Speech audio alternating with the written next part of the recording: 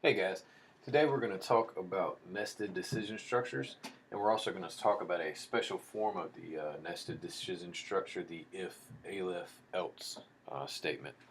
So the first thing we're going to do is an example of nested decision structures where we have ifs and else statements nested inside of other if and else statements. So for this example, we are going to ask the user to enter a test score, and then we're going to determine the letter grade based off of the test score, numerical test score that they give us. And we're just going to use a 10-point scale to keep it simple.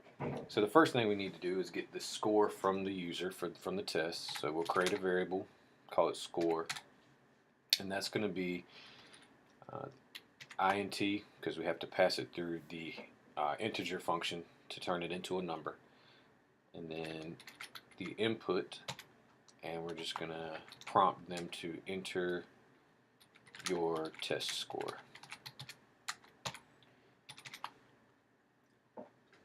So whatever score they put in, that's what we're going to use in our decision structures. So that's going to be our comparison. So we're on a 10-point scale, so 90 to 100 is an A. So if the score is greater than or equal to 90, we'll have a print statement that says your grade is an A.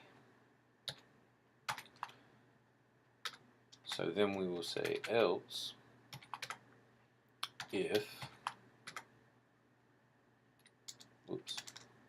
score is greater than or equal to 80, we will print your grade is a B. Else if score is greater than or equal to 70, print your grade is a C. Else if score is greater than or equal to 60, print your grade is a D. And anything lower than 60 is an F, so we'll just have our final else statement, and we will print out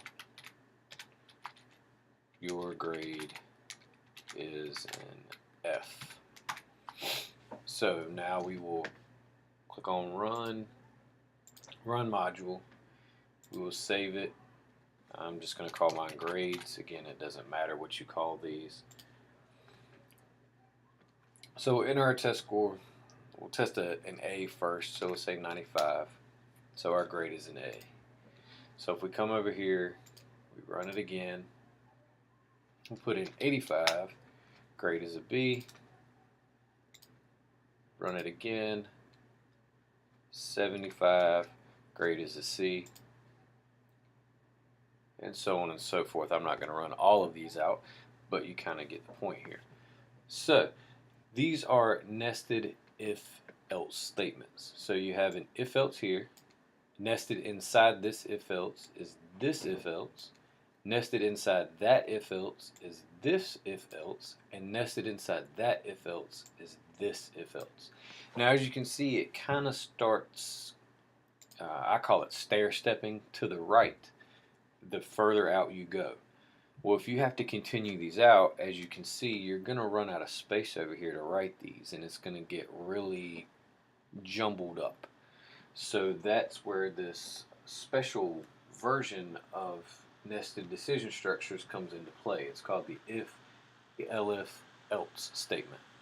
And we're going to recreate this entire program using that, and you'll see how it's going to look a lot cleaner. So I'm going to leave the score equals int input enter your test score, because we still have to get that. And we still are going to test the first time against the score being greater than or equal to 90 and printing letter grade A. Everything after that's going to change. So I'm going to go ahead and delete all of that. So now, instead of doing else and then nesting another if-else underneath it, I'm just going to type in elif, or elif, however you want to say it, score is greater than or equal to 80, print your grade is a B.